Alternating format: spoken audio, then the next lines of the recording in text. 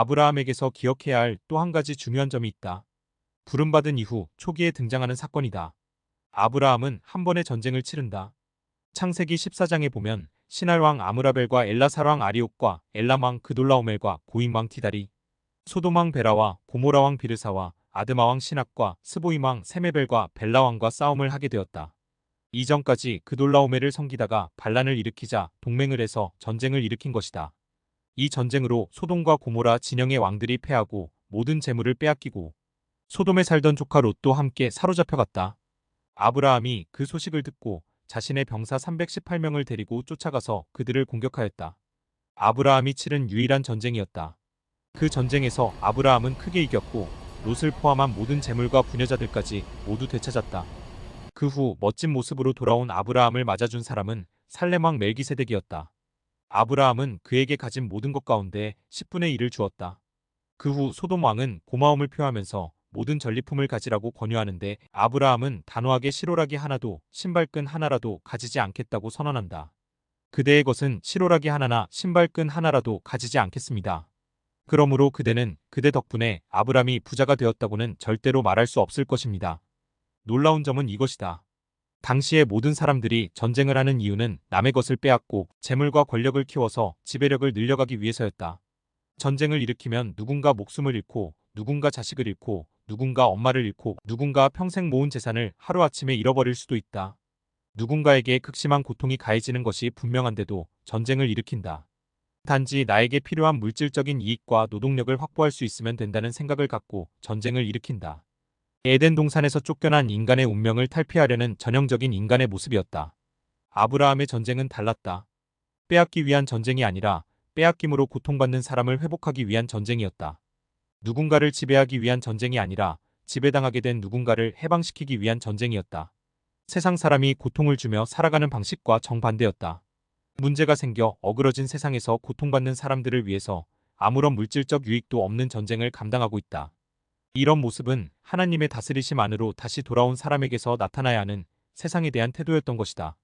아브라함을 통해서 소돔 사람은 그 은혜와 덕을 선물 받는다.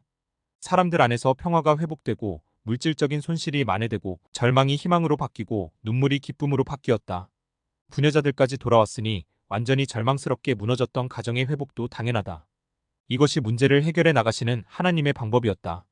하나님이 그 인생 속에 깊이 자리 잡아서 하나님의 다스리심을 받는 관계 회복이 첫 번째였고 그 사람과 이웃이 더불어 살아가는 세상의 문제들을 아무 조건 없이 돕고 복을 나눠주면서 생명을 살리는 세상 이웃들과 관계 회복이 두 번째였다.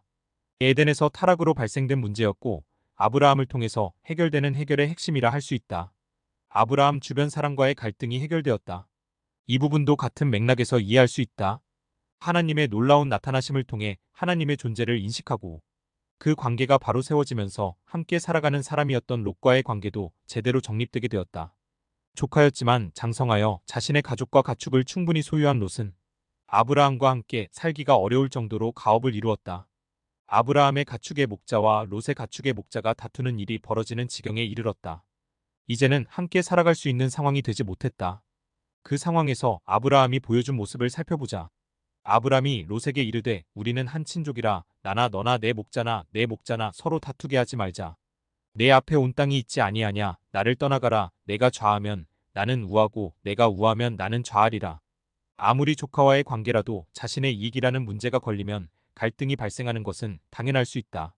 조카가 아니라 부모 자식 간에도 형제들 간에도 돈 문제로 갈등이 생기는 현실이다. 아무리 하나님을 알고 믿으며 하나님과 올바른 관계에 놓여진 아브라함이라도 이런 갈등은 피할 수 없는 현실이었다. 이런 상황에서 아브라함은 조카보다 무엇이든 먼저 선택할 권리를 가지고 있었다. 그러나 하나님과 올바른 관계가 세워지고 하나님의 통치와 보호를 맛본 사람으로서 이제는 심지어 비옥해 보이지 않는 땅에 거하더라도 문제가 되지 않을 것이라는 믿음이 있었다. 아브라함은 롯에게 먼저 선택할 기회를 주고 있다. 앞으로 가축의 성장, 즉 부의 획득과 축적이라는 면에서 무척 중요한 부분을 양보하고 있다. 하나님과 관계가 회복된 사람이 주변 사람들과 관계를 어떻게 맺어가는지 보여주는 장면이다. 타락 이후 사람들 사이의 관계는 어렵고 복잡하게 변해버렸지만 아브라함은 조카였던 롯과 평화롭게 공존할 수 있었다. 타락으로 깨어진 사람들과 관계가 아브라함을 통해서 다시 회복되는 모습을 보여주고 있다. 아브라함은 이웃을 위하여 하나님께 간구했다. 아브라함은 홀로 하나님을 잘 섬기는 방식으로 믿음의 삶을 살아간 것이 아니다. 같은 맥락에서 아브라함은 소돔과 고모라를 멸망시키시려는 하나님께 여러 번씩 간구할 정도로 이웃과 함께한 사람이었다. 주님께서 의인을 기어이 악인과 함께 쓸어버리시렵니까? 하나님은 들에 있는 성들을 멸하실 때에 아브라함을 기억하셨다. 그래서 하나님은 롯이 살던 그 성들을 재앙으로 뒤엎으실 때에 롯을 그 재앙에서 건져주신 것이다. 아브라함은 이미 충분한 정도의 재물을 가졌고 모든 것이 안정적인 상황이었다. 소돔으로 가던 하나님의 사자들을 대접하면서 사라의 몸에서 태어날 아들을 얻을 것이라는 약속도 받았다. 아브라함 개인의 인생은 하나님을 믿고 따름으로써 축복받아 부유해지고 자녀들까지 잘된 상태였다. 그러나 아브라함은 가까운 이웃이었던 소돔을 향한 안타까운 마음을 가지고 있었다. 물론 소돔 근처에 조카 롯이 살고 있었다. 그들이 멸망당할 위기에 처하자 하나님께 여러 번 간구하는 모습을 보였고 그 과정에서 하나님은 아브라함을 기억하셔서 롯을 구하여 주셨다고 기록한다. 이처럼 하나님과 관계가 올바로 세워진 사람 주변으로 그 하나님의 사랑과 은혜가 흘러가는 역사가 나타난다.